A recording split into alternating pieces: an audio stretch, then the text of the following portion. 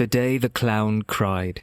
It wasn't a traditional horror film, but everyone who caught a glimpse of it said it was one of the most disturbing things they'd ever seen. Actor Jerry Lewis, America's goofy slapstick sweetheart, decided to direct and star in a drama about a circus clown imprisoned in a Nazi concentration camp.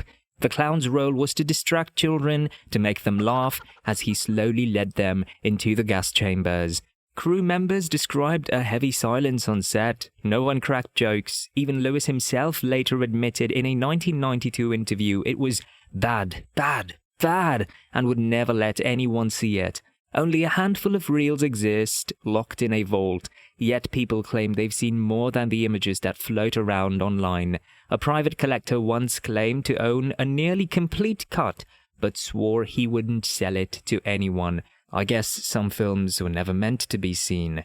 The Poughkeepsie Tapes. This film was supposed to be a small found-footage horror. Instead, it became a whispered name among horror fans. Shot like a series of home videos from a serial killer's personal collection, the acting was so intense that some viewers thought it was real. Test audiences left mid-screening. MGM quietly pulled the film just days before release. For years, it vanished. No DVD, no streaming, nothing. Rumors said the missing cut included scenes the FBI warned the studio never to release, and claimed some tapes spliced real footage with staged scenes. When it finally resurfaced nearly a decade later, the film had been heavily edited. Those who saw the original cut say entire scenes were removed, making it noticeably different from what the test audiences had witnessed. Cannibal Holocaust 2. The first Cannibal Holocaust already walked the razor's edge of what could be shown in a cinema: real animal killings, brutal violence, and a realism that forced the director to prove in court he hadn't actually murdered his cast. The proposed sequel was said to be worse. Rumors claimed it would mix staged jungle horror with actual footage from war zones and black market medical tapes. But funding dried up and official production was scrapped. Some believe chunks of the unfilmed script were sold off, ending up in obscure, nameless VHS titles traded in underground markets. If that's true, Cannibal Holocaust 2 isn't lost. It's scattered, hidden inside other movies you'll never know you've seen. Grotesque. The released version of this Japanese torture horror film was already banned in multiple countries, but according to its crew, the investors saw a different film first. A cut without censorship. Japanese law allows certain violence, but the original cut allegedly contained acts so explicit they should be considered criminal to even own. Some say the only full version was screened once to backers before being destroyed. Others insist a single DVD still exists, passed secretly between collectors who never keep it for more than a few weeks. Whether it's real or not, Grotesque already feels like it's pushing its audience to the limit.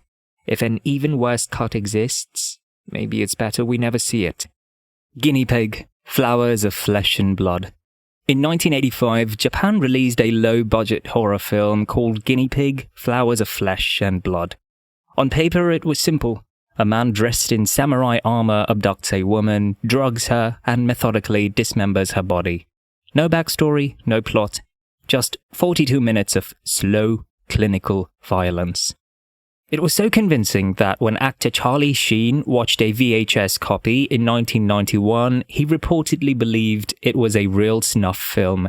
He called the FBI, sparking an investigation that eventually confirmed the footage was staged. At least, the footage they saw was staged. Collectors in Japan whisper about a full cut, a version stretching to over 90 minutes. This supposed edit contains prolonged sequences, extra angles, and moments of dead air where the actors never break character. No one can prove it exists. Yet, in certain bootleg tape trading circles, you'll sometimes see Flowers of Flesh and Blood with a runtime printed as 92 minutes. If you message the seller, they either ignore you or reply, "Not for sale."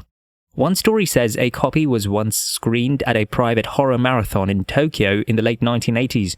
Half the audience left before it ended. The host claimed the print was destroyed that same night, burned in an oil drum behind the building. Others say the host still has it, sealed in a metal case, never to be opened again. Whether the uncut version is real or just a ghost story for gorehounds, the rumors persist. There's a reason people don't finish that cut. Antrum. Antrum came with a hook, the deadliest film ever made. The 2019 version that made it online was wrapped in a mockumentary, safe, fictional, tongue-in-cheek. Its legend starts decades earlier, in the late 1970s, when a film by the same name supposedly screened at a festival in Eastern Europe.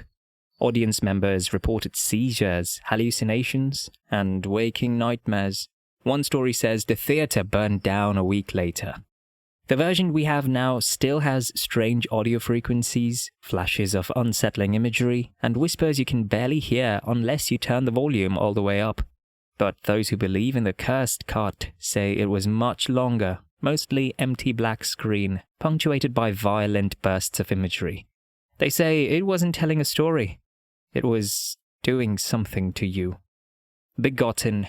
Begotten is already nightmare fuel, a grainy black and white vision of a god disemboweling himself, birthing a new world in agony. But director Elias Merridge hinted that the film was once 20 minutes longer.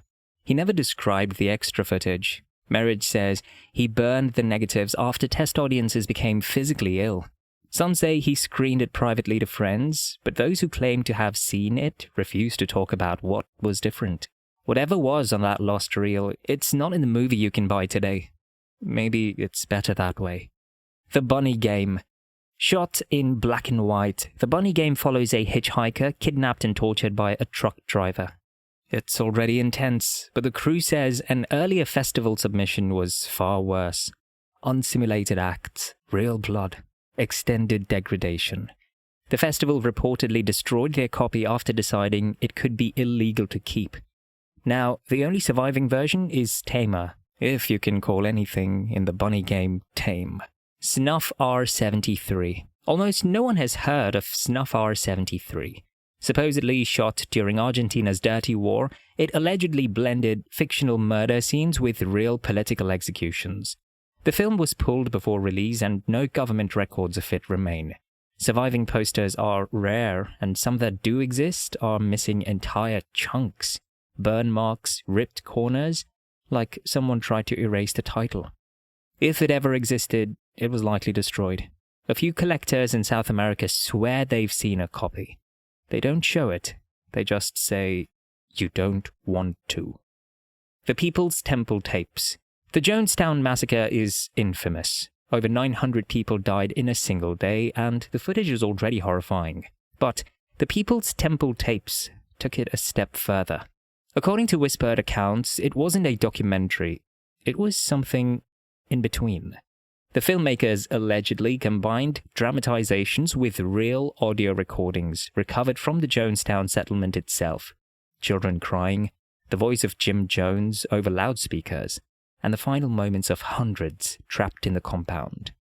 The result, if it existed, was unbearable. Families of the victims were furious. Lawyers reportedly threatened lawsuits. The project was shut down before any public screening could happen. Studio executives allegedly destroyed most of the reels, or so the story goes. Rumors persist. A single VHS is said to survive, hidden in the private collection of a reclusive horror historian. Those who claim to have seen it say the audio alone can make you nauseous, dizzy, and paranoid. You don't see anything on screen, it's just sound, shuffling feet, murmured instructions, a faint echo of mass panic. But some insist subtle images flicker in the corners, a shadow moving across a wall, the faint outline of a face. No proof exists. No one has ever released footage. Yet the title alone, The People's Temple Tapes, is enough to keep people talking, enough to make collectors wary. Some say if the tape surfaces, it won't just document history. It will trap a piece of it, carrying the weight of the compound itself.